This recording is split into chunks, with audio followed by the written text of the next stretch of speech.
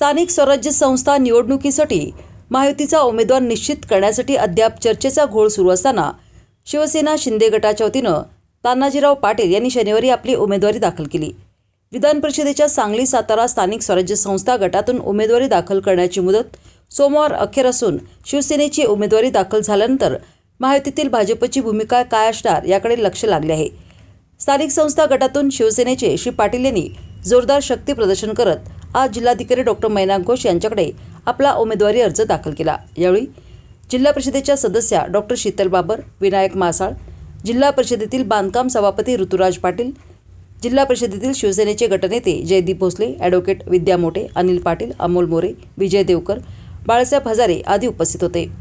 विधान परिषदेच्या निवडणुकीसाठी महायुतीमध्ये जागा वाटपाबाबत अद्याप पक्षाच्या वरिष्ठ पातळीवर चर्चेच्या फेऱ्या सुरू आहेत। शिवसेना शिंदे गटानं सांगली सातारा जागेवर आपला हक्क सांगत आज प्रत्यक्ष उमेदवारी दाखल केली आहे। यामुळे या जागेबाबत आता भाजप काय भूमिका घेणार याकडे लक्ष लागले आहे। उमेदवारी अर्ज दाखल केल्यानंतर माध्यमांशी संवाद साधत असताना श्री पाटील यांनी सांगितले, आमदार सुहास बाबर आणि शिवसेनेचे सांगलीचे पालकमंत्री शंभूराज देसाई यांच्याशी उमेदवारीबाबत चर्चा करण्यात आली आहे। तसेच सांगली सातारा जागा लढवण्याबाबत उपमुख्यमंत्री एकनाथ शिंदे यांच्याशी चर्चा झाली असून यानंतरच उमेदवारी दाखल केली आहे। स्वर्गीय आमदार अनिल बाबर यांच्या नेतृत्वाखाली गेले 32 वर्ष राजकीय आणि सामाजिक जीवनात काम करत असल्याने आपलाही सांगली सातारा जिल्ह्यात अनेक राजकीय पक्षातील कार्यकर्त्यांशी संपर्क आला असून सर्वच राजकीय पक्षात आपले मित्र आहेत। या मतदारसंघात शिवसेना शिंदे पक्षाचे 119 मतदार असून अन्य राजकीय पक्षातही आपले मित्र आहेत। त्यांची आपणास निश्चित मदत होईल या विश्वासावर आपण उमेदवारी दाखल केली आहे। उमेदवारी ठेवणार की मागे घेणार असा सवाल उपस्थित करताच श्री पाटील म्हणाले, याबाबतचा निर्णय पक्षांच्या वरिष्ठ नेते मंडळींवर अवलंबून असून आपण आज अखेर माघार कधीच घेतली नाही। दरम्यान स्थानिक स्वराज्य संस्था गटामध्ये एकूण 853 मतदार असून भाजप 314, राष्ट्रवादी काँग्रेस अजित पवार 205, राष्ट्रवादी काँग्रेस शरद पवार 119, काँग्रेस 73, शिवसेना शिंदे 119, शिवसेना ठाकरे 1 आणि स्थानिक आघाडी आणि अपक्ष 30 असे संख्याबळ आहे। महायुती अथवा महाविकास आघाडीने उमेदवार अद्याप जाहीर केलेले नाहीत। तर सांगली जिल्हा परिषदेत शिवसेना शिंदे गट महाविकास आघाडीसोबत सत्तेत आहे। तर साताऱ्यात जिल्हा परिषद अध्यक्ष निवडीवेळी महायुती अंतर्गत भाजप आणि शिवसेना यांच्यात टोकाचा संघर्ष झाला होता। यामुळे निवडणुकीत उमेदवार निश्चितीवरून महायुती अंतर्गत संघर्ष होण्याची चिन्हे आहेत। सांगली आणि सातारा विधानसभा मतदारसंघाच्या निवडणुकीच्या निमित्त आज मी माझा अर्ज दाखल केलेला आहे। मला वाटतं मी माझे नेते स्वर्गीय अनिल भाऊ यांचा समवेत गेले 30 ते 32 वर्ष मला वाटतं या राजकारणामध्ये आणि समाजकारणामध्ये काम करत आहे।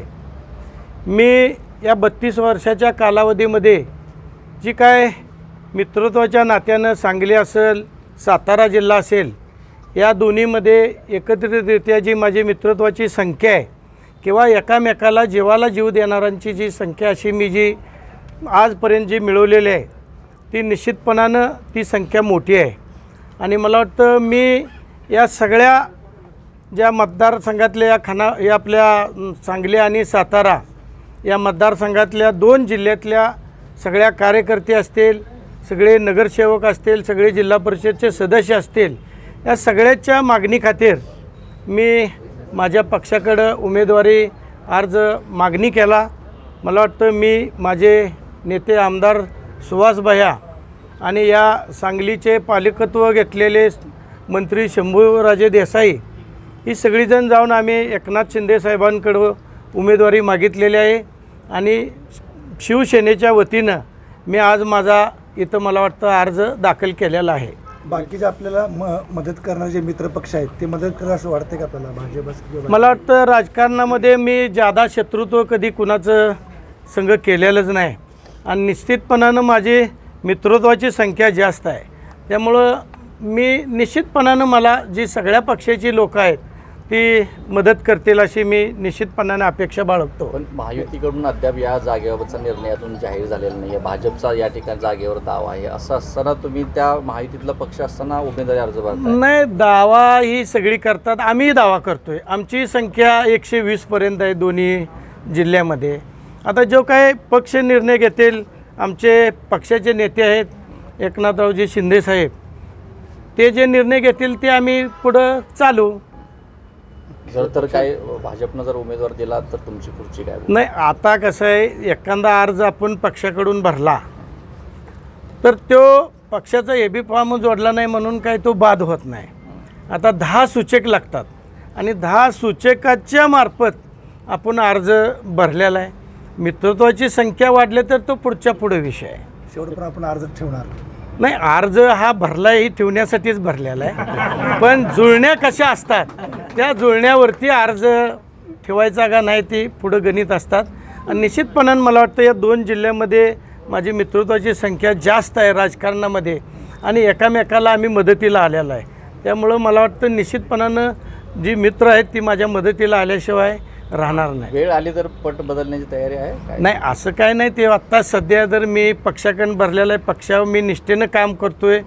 मला वाटतं आमचे नेते सुहासभाई असतील, या मतदारसंघाचे ज्यांनी पालकत्व घेतले शंभूराजे असतील, आम्ही एकत्रच बसून एकनाथजी शिंदे साहेबांना आम्ही बोललेलं आहे की हा मतदारसंघ आपल्याला घ्यावा, जेणेकरून मित्रत्वाची संख्या आपल्या शिवसेनेकडे जास्त आहे, त्यामुळं संख्याबळ गाठू शकतो आपण, हे त्यांना आम्ही पटवून सांगितलेलं आहे. आणि निश्चितपणानं हा मतदारसंघ आम्हाला सुटेल असे आमची अपेक्षा आहे. शिंदे साहेब कोण